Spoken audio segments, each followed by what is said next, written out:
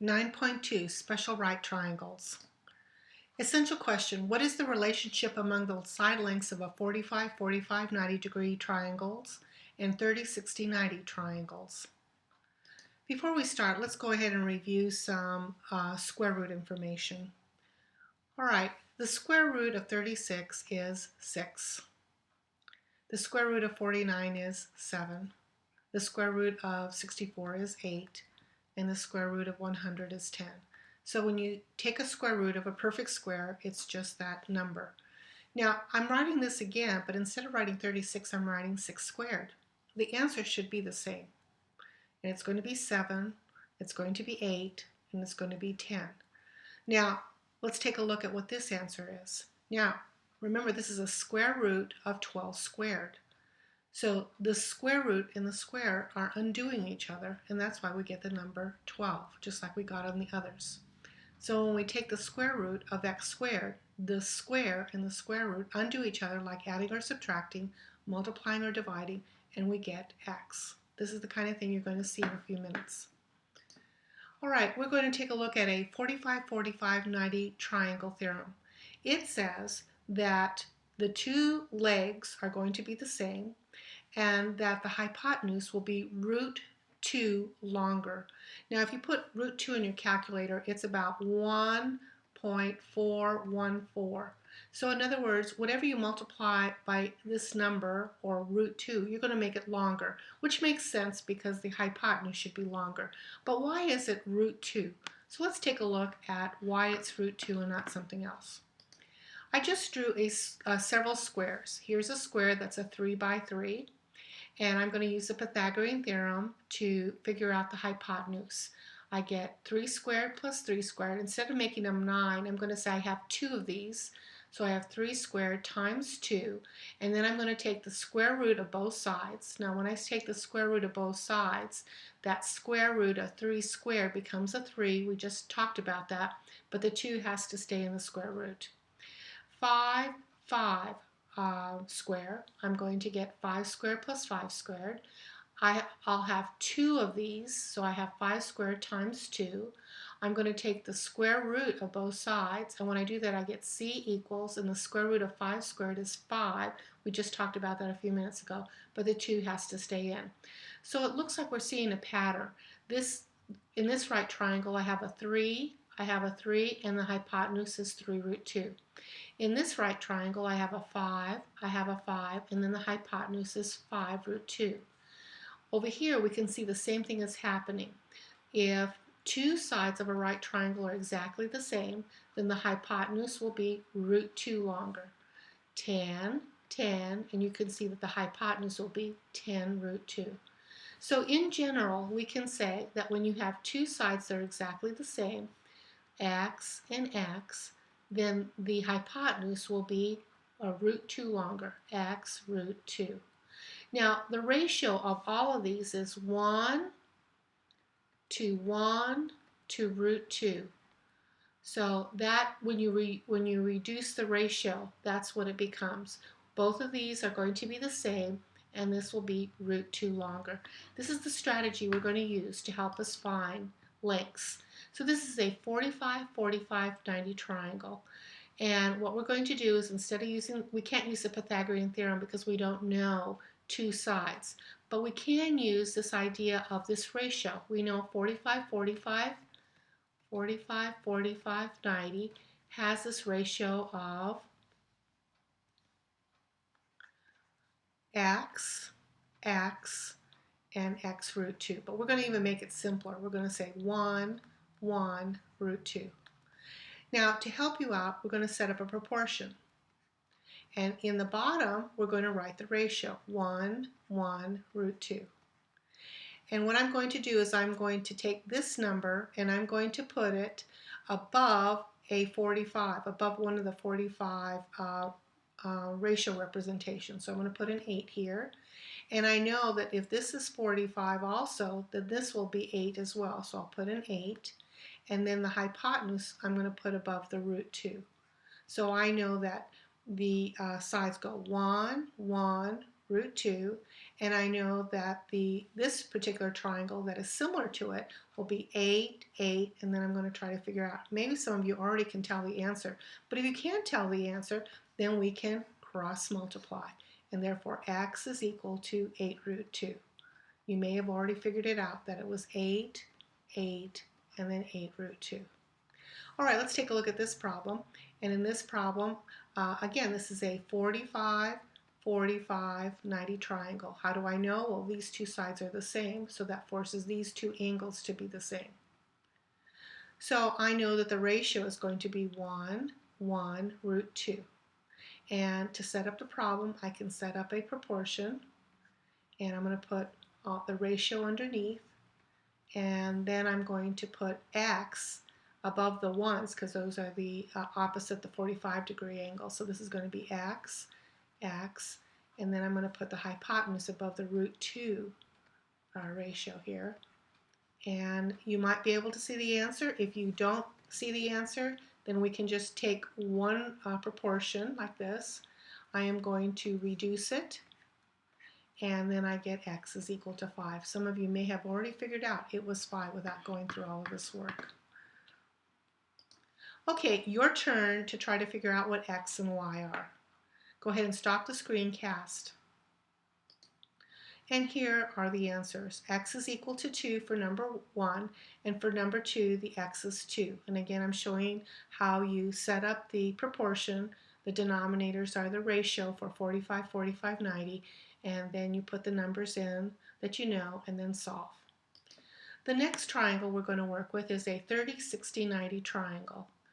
And it says that the short leg and the hypotenuse have a 1 to 2 ratio. In other words, this is twice as long as this. And it says that the medium leg or the longer leg will be root 3 times the short leg. Now let's see why this is happening. Let's go ahead and take a look. This is an equilateral triangle. Equilateral means all the angles will be 60. Notice I put a 60 here. That means this is going to be a 30. So I'm going to get this 30, 60, 90 triangle. I am now going to use the Pythagorean theorem. Since this is a 30-degree angle and it's also an altitude, I know it's cutting this into half.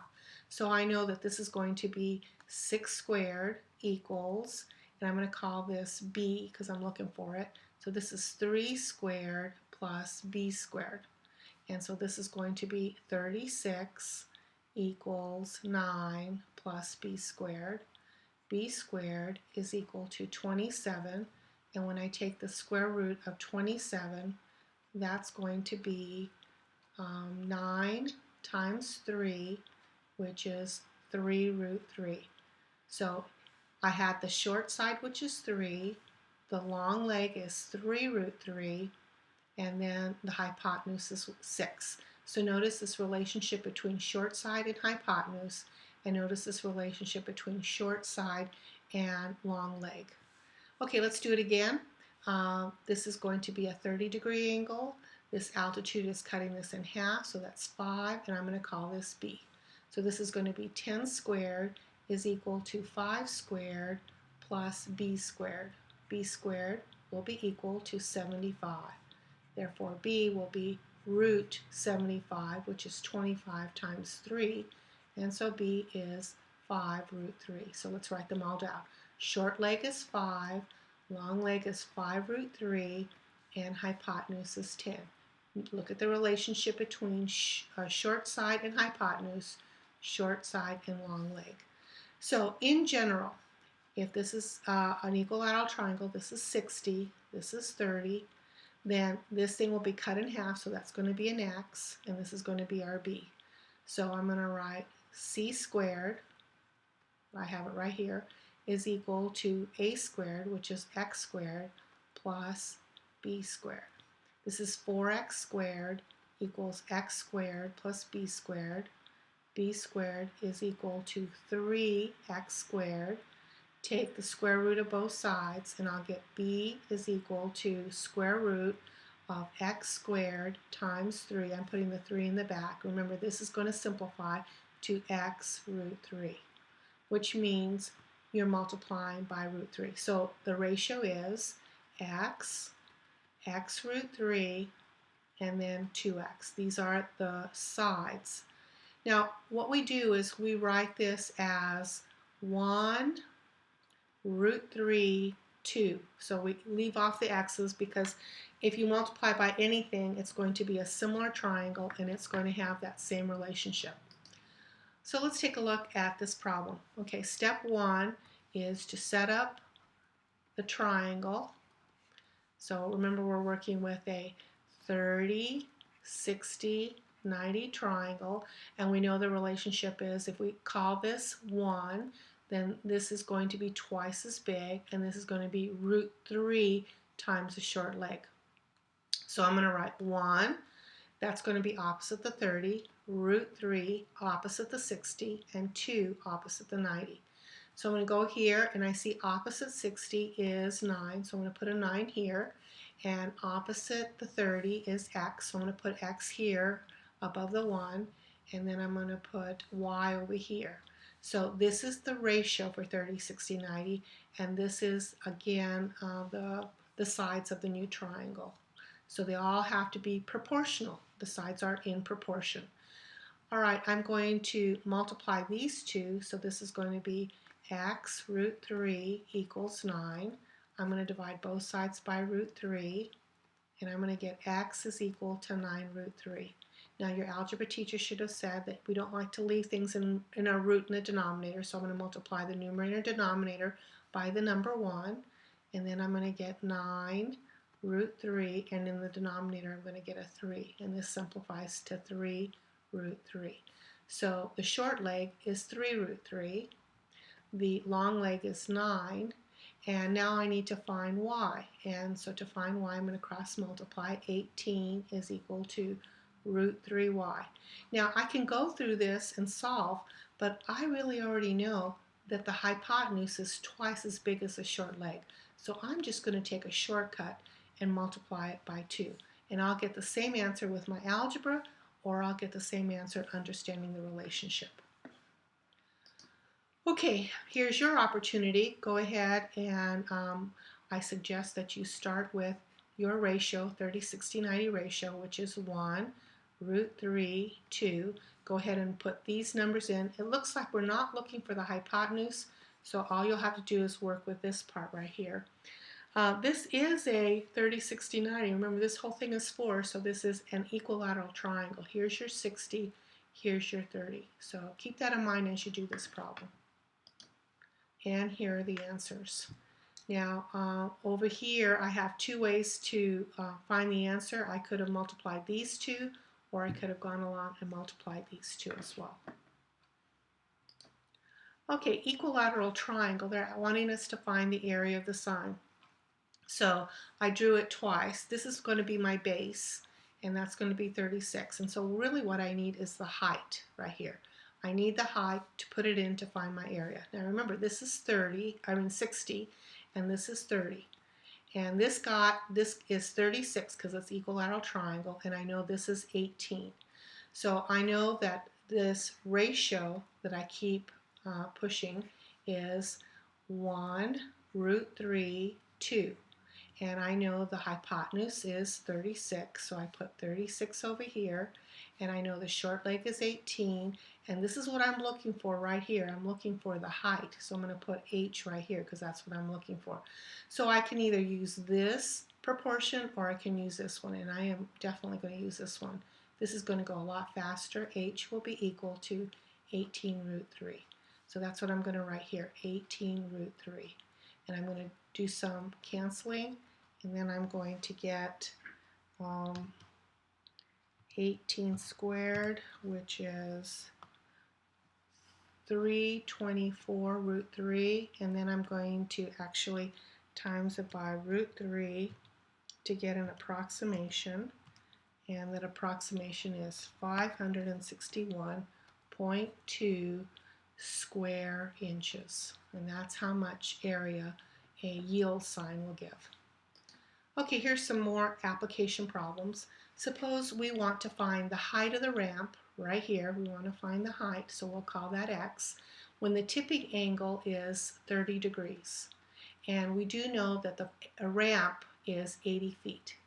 So they want us to find this. So I'm going to use my 30, 60, 90 relationship, 1, root 3, 2, and then I'm going to put, this is the hypotenuse, so I'm going to put an 80, and this x is opposite the 30 degrees, so I'm going to put x. And it looks like I'm not going to need this middle portion right here. I'm going to cross multiply. 2x is equal to 80, so x is equal to 40. So the height of the ramp is 40. Now what if I make the tipping angle 45 degrees? And this is still 80. Now, before we start the problem, do you think the height will be larger or will it be smaller? So we're going to call this x. Let's go ahead and set it up. Remember, this is a 45-45, which the ratio is 1, 1, root 2. And I'm going to put 80 in the hypotenuse spot, and I'm going to put x here and here. I really don't need to, when I find one, I'll find the other. So this is going to be, the answer is x is equal to 80 root 2, but I don't like to leave a root 2 in my denominator. But I think what I'll do is I'll just go to my calculator right away and put that in, just so that I can see what that number approximates. And I'm getting approximately 56.6. So those of you who decided that when the tipping angle is greater, the height is greater, you were right. Okay, now your turn. Go ahead and see if you can do this. Stop the screencast and do the problem. And here are our answers. Okay, this is the end of the screencast.